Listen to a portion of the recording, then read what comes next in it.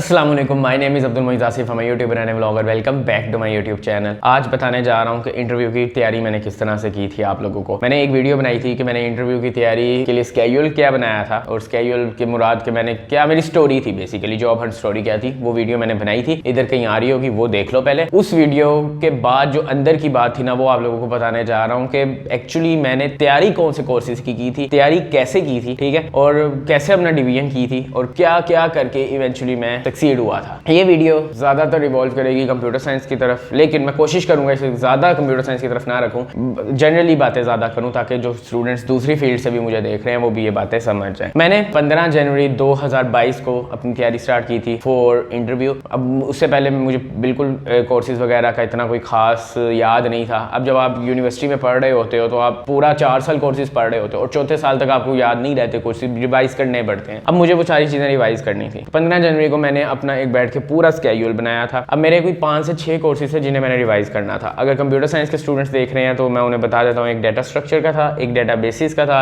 Computer networks का था, operating systems का था, ऊप था, और एक और कोई सब्जेक्ट था नेटवर्किंग जो होती है, ये था। 6 सब्जेक्ट थे जो मैंने पढ़ने थे, ठीक है, इन छुट्टियों में, और मेरे पास दिन 15 थे। तकरीबन मुझे 2.5 दिनों में एक सब्जेक्ट खत्म करना था। अब ये मेरे लिए एक बहुत ही मुश्किल टास्क था। मैंने जब डिवाइड किया तो 2.5 दिनों में एक पूरा सब्जेक्ट पढ़ना, जो आपने एक सेमेस्टर में पढ़ा था, बहुत मुश्किल काम है, बहुत मुश्किल काम है, नहीं होता है ऐसे। तो अब मैंने सोचा मैं क्या करूं। मैंने स्केड्यूल भी बना लिया 2.5 दिन करके, which was not easy task, unusual था 2.5 दिनों में मैं कर लूं, क्योंकि मैंने सिर्फ एक दिन में वो सब्जेक्ट ही नहीं पढ़ना था। ये नहीं था कि 24 घंटे में मैंने सिर्फ वो सब्जेक्ट पढ़ना है। मैंने और भी चीजें रखी थी जो मैं आपको बताऊंगा कि मैंने क्या क्या रखा था, जिसकी वजह से मेरा दिन 3 से 4 चीजों में डिवाइडेड था।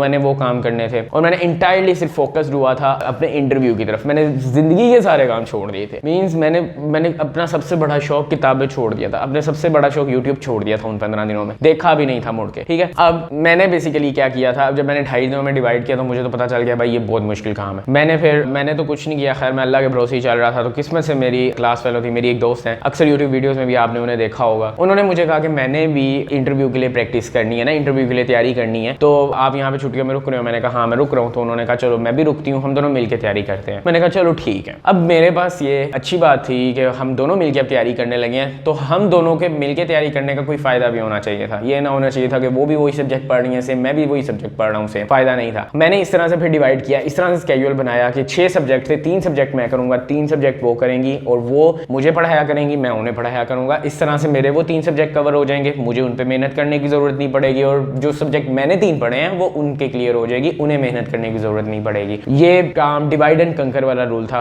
बहुत बेनिफिशियल रहा हम दोनों के लिए, क्योंकि अब हम अच्छे तरीके से दिन का जो हमारा स्टार्ट होता था 9 बजे मैं लाइब्रेरी पहुंच जाता था, वो भी लाइब्रेरी आ जाती थी। हार्डली हमने 9 बजे पहुंच जाना होता, इससे ज्यादा लेट अक्सर हो जाता था जब कोई मसला वगैरह हो जाता था, लेकिन 9 बजे का हमारा टाइम होता था। अब हम 9 बजे लाइब्रेरी पहुंच जाते थे, हम दोनों वहां बैठे होते थे। एक सब्जेक्ट मैंने स्टार्ट करना, एक सब्जेक्ट उन्होंने स्टार्ट करना। 4 घंटे का टाइम रखा होता था हमने, 9 बजे से तकरीबन 12-1 बजे तक हमने टाइम रखा होता था कि हमने वो सब्जेक्ट पढ़ना है। अब मैंने अगर लेट्स सपोज ऊप स्टार्ट किया है, ठीक है, या डाटा स्ट्रक्चर स्टार्ट किया है, तो मैं 4 घंटे वो पढ़ूंगा। वो अगर नेटवर्किंग स्टार्ट किया उन्होंने या डाटा बेसिस स्टार्ट किया, वो 4 घंटे वो पढ़ेंगी। अब 1 घंटा हमने रखा होता था समझाने के लिए, ठीक है।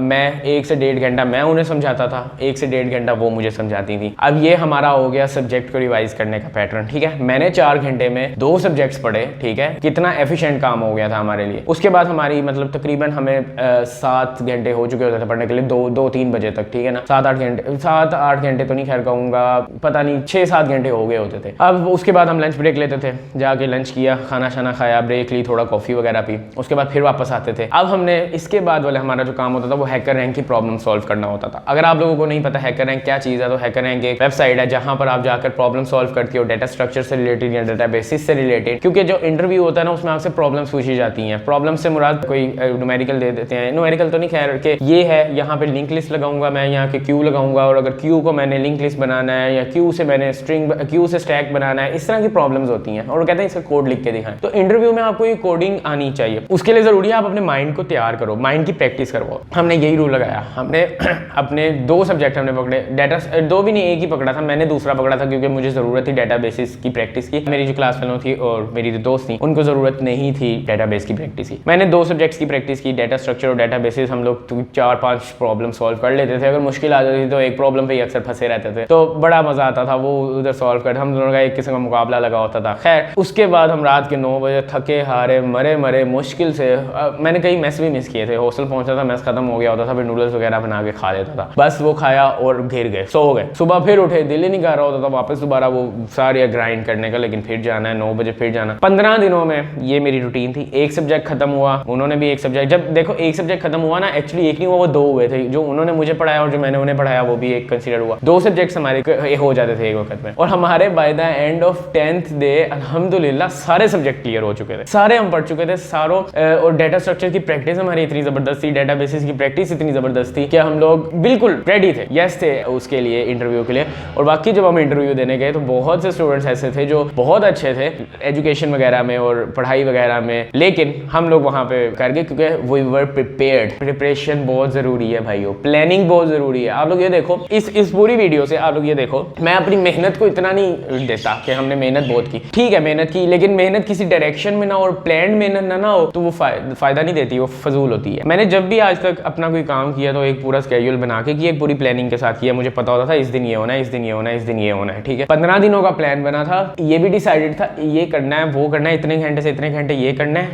प्लानिंग बहुत जरूरी है, ठीक है ना। किसी भी चीज को अचीव करने के लिए एक मिनट अगर आप प्लानिंग के लिए लगाते हो तो आप 10 मिनट बचा रहे होते हो अपने उस दिन के, वरना उस दिन आप जाओगे बैठोगे, यार आज क्या करना है, यार आज तो पता ही नहीं कुछ करना है, चलो ये कर लेते हैं, नहीं चलो वो कर लेते हैं, अबे हर 10 दिन पड़े हैं कर लेंगे। ऐसा तो फिर कोई प्लानिंग में यही होता है कि आपको लगता है यार 10 दिन 15 दिन अभी पड़े हैं, और जब 10 दिन 15 दिन आप ये बात कह देते हो ना तो समझो तो भाई शुरू होगी वहां से कि भाई 10 दिन पड़े हैं, देखी जाएगी। अब अभी पूरा दिन पड़ा है शाम को। अब मुझे पता था अगर अभी काम ना किया मैंने तो शाम को जो मैंने हैकर रैंक की प्रैक्टिस करनी है वो नहीं होनी मुझसे। आज अगर मैंने मिस किया ना तो कल जो मैंने सब्जेक्ट पढ़ना था ना, जो सब्जेक्ट का पार्ट कल पढ़ना था, वो मुझे जो आज पढ़ना था डबल पढ़ना पड़ेगा वो। तो मुझे पता होता था कि मेरा एक दिन कितना इंपॉर्टेंट है। तो भाई जब भी प्लानिंग बनानी है, आप लोगों में से बहुत स्टूडेंट ये करते होंगे, प्लानिंग जब भी बनानी है तो उसे एफिशिएंट करना है और आप उसमें मोटिवेट हो ही जाते हो। जब आपके दिमाग को पता होता है ना सुबह मैंने ये काम करना है तो वो पूरी रात उसी की प्रोसेसिंग करता रहता है, उसे पता होता है मैंने सुबह जल्दी उठना है। कभी ऐसे हुआ सुबह आपकी फ्लाइट हो 4-5 बजे और आप ना उठे हो? उठ जाते हैं ना भाई, क्योंकि आपके दिमाग को पता होता है रात को फ्लाइट है, मैंने दूसरे मुल्क में जा रहा हूँ, उठ जाता है। तो ये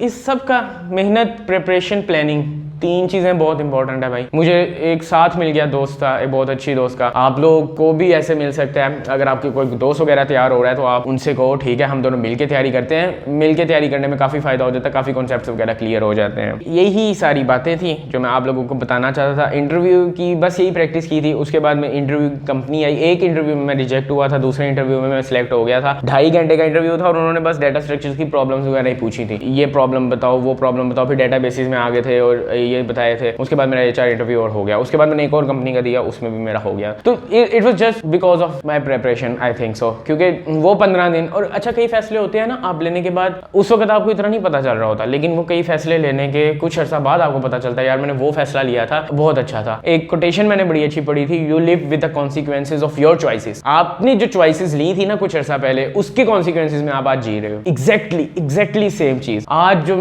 मुझे लगता है आज जो जॉब वगैरह कर रहा हूँ ना, वो उन 15 दिनों की वो जो मेरी चॉइस थी कि मैंने घर जाना है या कैंपस में रहना है। छुट्टियां हो गई थी कैंपस में, मुझे वहां रहना था अकेले, ठीक है कैंपस में। मेरी चॉइस बहुत बड़ी थी, मेरे घर वाले कह रहे थे घर आ जाओ। मेरे दोस्त एक इवेंट की वजह से नाराज हो गए। इवेंट में सब ने आना था, मेरे घर आना था, मैं नहीं आ सका, मैं इस्लामाबाद था, मैंने कहा मैं नहीं आऊंगा। काफी नो कहने पड़े थे मुझे और मेरे दोस्त नाराज हो गए थे। मेरे घर वाले कहते थे आ जाओ भाई, कहता था नहीं मैं नहीं आ रहा। चॉइस थी मेरी कि मैंने यहाँ पर रहना है, काम करना है। और मैं 15 दिन वहां रहा, लाइब्रेरी में बैठा रहता था पूरा दिन और अल्हम्दुलिल्लाह मैं कह सकता हूँ मुझे बहुत बहुत बहुत फायदा होगा उन 15 दिनों। तो कुछ चॉइसेस ऐसी होती हैं जिन पे हाँ कुछ चॉइसेस गलत भी बन जाती हैं, लेकिन वो भी आपको कुछ ना कुछ सिखा रही होती हैं। लेकिन कुछ चॉइसेस जो होती हैं वो आपको इवेंचुअली आपको पता लगता है। अच्छा कुछ चॉइसेस ये भी होती हैं काफी अर्सा बाद आपको पता चलता है कि यार 15 से 20 साल बाद आपको पता चला यार मैंने 20 साल पहले जो चॉइस ली थी ना। अच्छा आज मैं कंप्यूटर साइंस का अगर स्टूडेंट हूँ, यहाँ सॉफ्टवेयर इंजीनियर काम कर रहा हूँ, तो मुझे पता है 4-4.5 साल पहले मैंने एक चॉइस ली थी कि मैंने कंप्यूटर साइंस करना है, ठीक है। तो आज I am living with the consequences of my choice. मेरी जो चॉइस है उसी कॉन्सिक्वेंसेज के साथ ही मैं जी रहा हूँ। तो ये कोटेशन अपने पल्लू के साथ बांध लो। कुछ दिनों में मैंने